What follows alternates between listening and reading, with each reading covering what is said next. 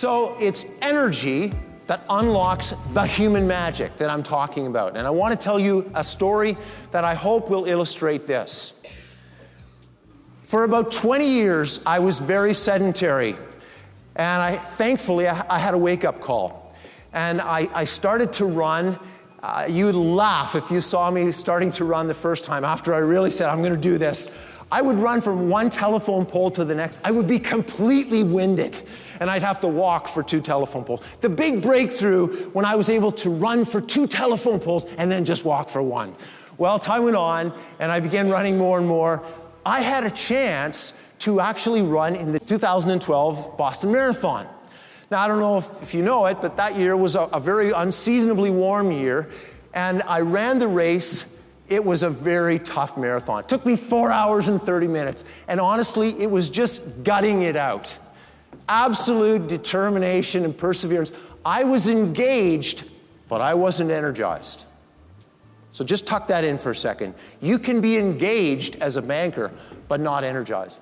Well, at the end of that race, I said, I am never running another marathon in my life. But what happened in the meantime, because I was in Boston, how many of you are from Boston? Anybody here?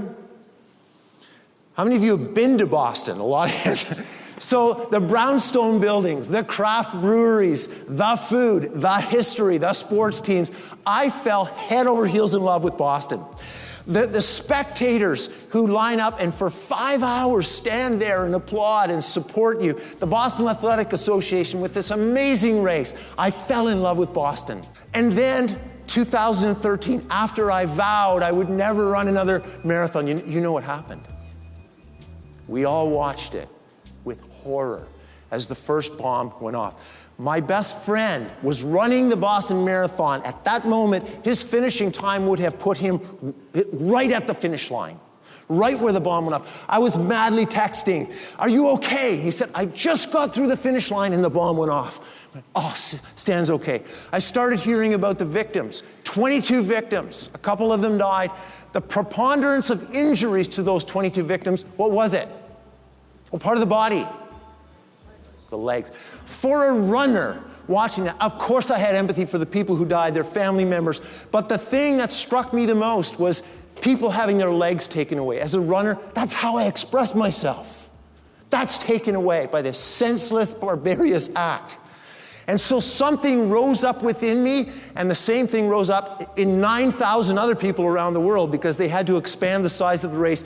And I watched that, and it just looked, at that point, we didn't know what it was. It looked like an act of terror. And I said, I am so running Boston next year. So in the next month, I found a race that I could qualify. I ran the race. Thankfully, I was able to qualify, but that doesn't mean you're going to get into Boston. In September, I'm waiting behind my computer to see if I will actually be accepted. Thank goodness I was accepted. I'm going to get a chance to run. So I start training, but I don't know about you in Chicago. In Canada, we did not have a training-friendly winter last year. Yes, massive amount of snow, totally cold, icy. In those conditions, I actually injured my hip in a very serious way.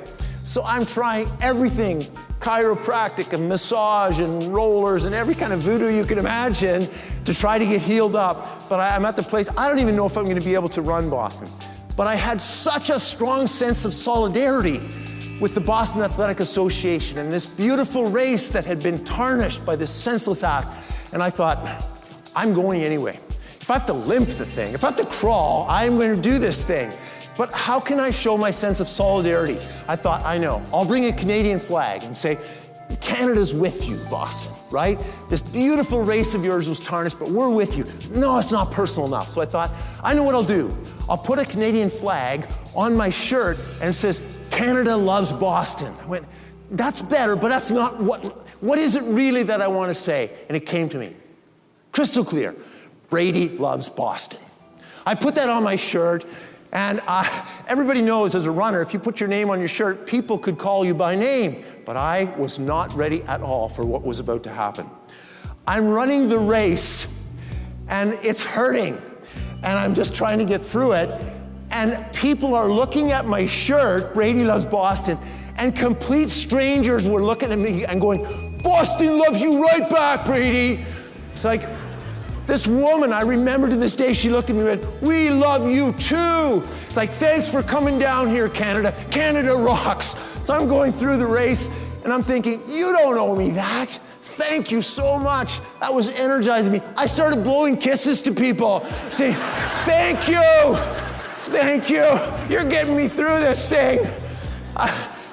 That was amazing. But at one point, I'm thinking, "Oh my goodness, I'm getting all this personal cheering. I'm feeling badly for the runners around me." I turn to this guy and say, "I'm so sorry for all this cheering." He says, No, you don't get it. My last name's Brady. I'm staying right beside you."